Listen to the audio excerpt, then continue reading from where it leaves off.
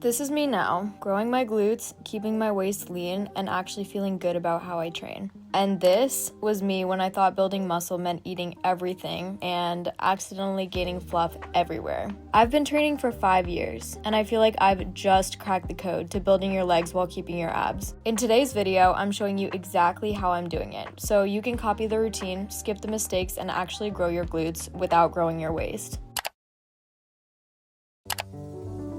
I like to wake up early because it makes me feel a lot more energized, and I know what you're thinking, oh, I'd never wake up that early, but I promise you, while it might be hard in the beginning, it gets easier and easier every day, and then eventually you'll actually enjoy it. I brush my teeth, wash my face, and get some activewear on as soon as possible. If I'm not going to the gym first thing, I'll go for a walk instead. The important thing is that I get started on movement before my brain even has time to react.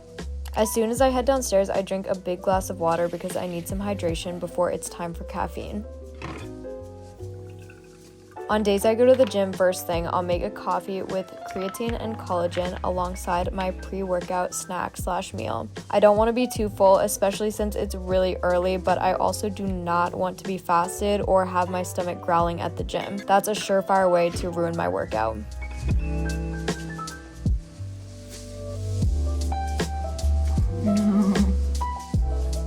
I'm eating my pre-workout snack/first meal of the day, which is really high in carbs. It has salt and it also has healthy fats and a little bit of protein and the collagen that's in my coffee. Overall, quick digesting, which is exactly what I need before the gym. Cheers.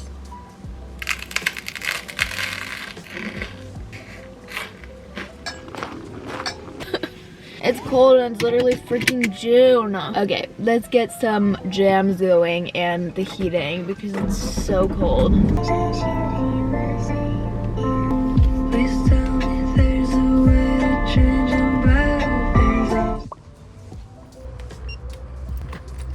Before my leg days, I like to start with a 10-minute walk on the treadmill with an incline of 4 to 5 and a speed of around 3 miles per hour. I don't want to burn my legs out before I even start, but I also want to get some blood moving.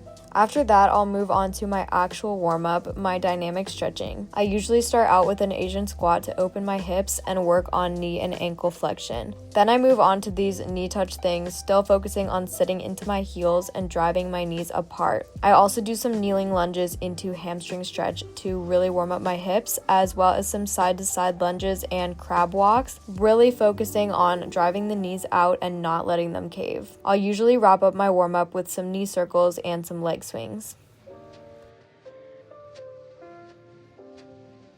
Since today I'm training quads and glutes, I want to start with the squatting movement with a lot of knee flexion, which is when the knee goes over the ankle to the front because this is when the quads are being worked the most. I've been choosing to start on the pendulum squat recently because I feel like I'm able to engage my quads the most, and it's also just very comfortable for my anatomy. Another option would be the hack squat, but I find that it puts a lot of pressure on my knees, and for that reason I don't like it quite as much. I start out with a warm-up set with no weight just to get comfortable before moving on to a feeler set, which is usually around 60% of my working weight. After this, I'll work my way up, doing just a couple reps at each weight until I reach my challenging working weight. Here I'll do 10 to 12 reps before increasing one more time and hitting 8 reps. For both of these sets, I'm basically going to failure.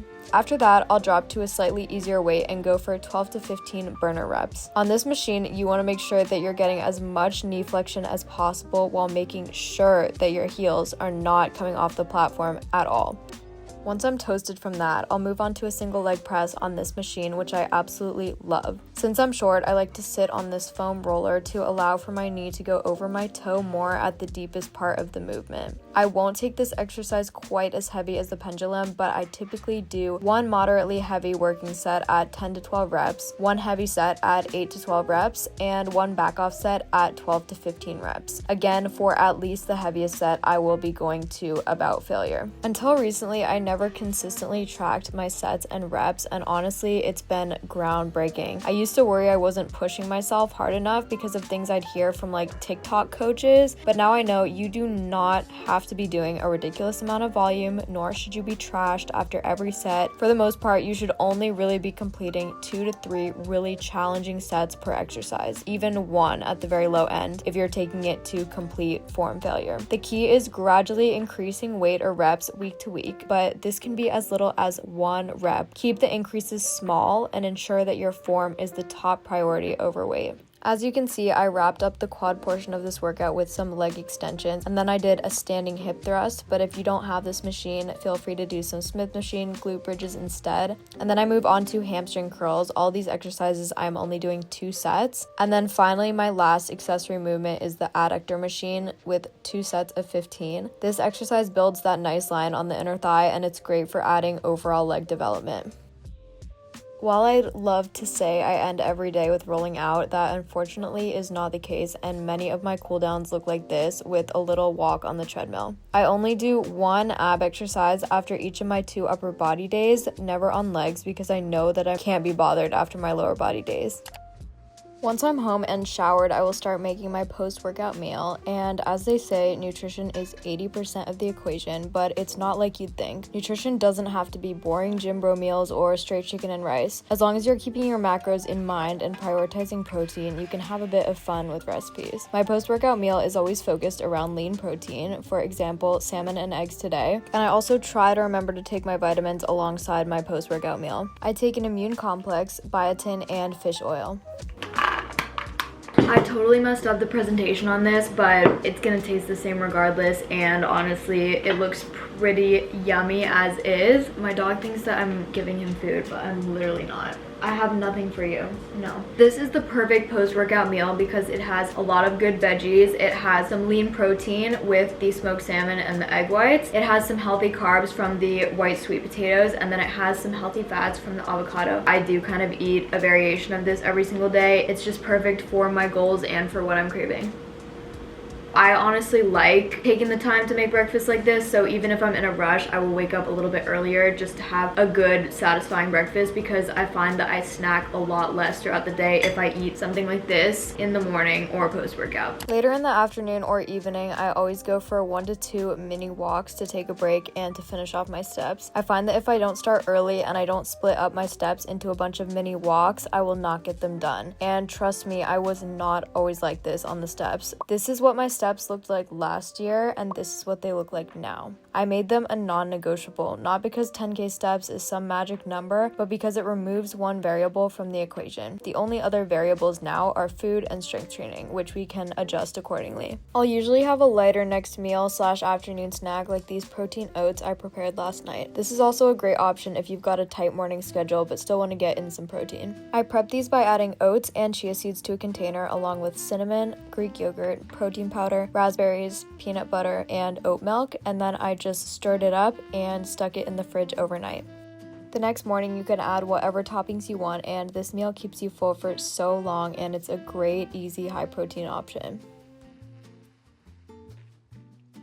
While I'm not going to the grocery today, I did go to Trader Joe's the other day and I got a bunch of stuff that's really good for muscle building. So I'm gonna give you a little grocery shop and haul of everything that I got. This might sound silly, but I find it so easy to get overwhelmed in the grocery store and either completely forget what I came there for or buy unhealthy things I don't want / need. For that reason, I find it critical to go when I'm not hungry and to have a consistent route around the store that only leads me past things I actually want to buy.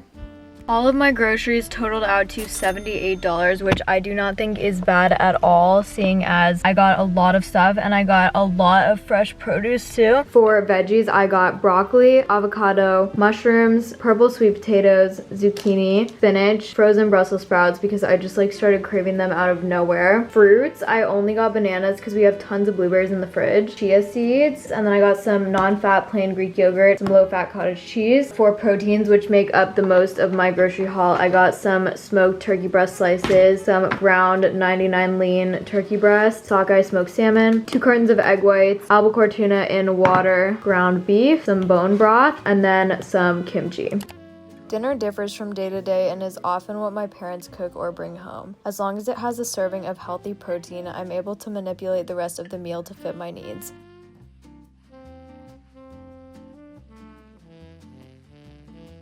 And I always save room for dessert, whether it's one of these Yasso Greek yogurt bars that I had tonight or a piece of dark chocolate. As long as I prioritize protein again throughout the day and keep my macros in a very slight surplus, I have a bit of wiggle room with the sweet treats I incorporate into my diet, especially in a building phase. And with that, I'm going to end this video. I hope you enjoyed and learned something new. If you did enjoy, make sure to like and subscribe, and you will see more content just like this very soon. Okay, I'm not gonna do that.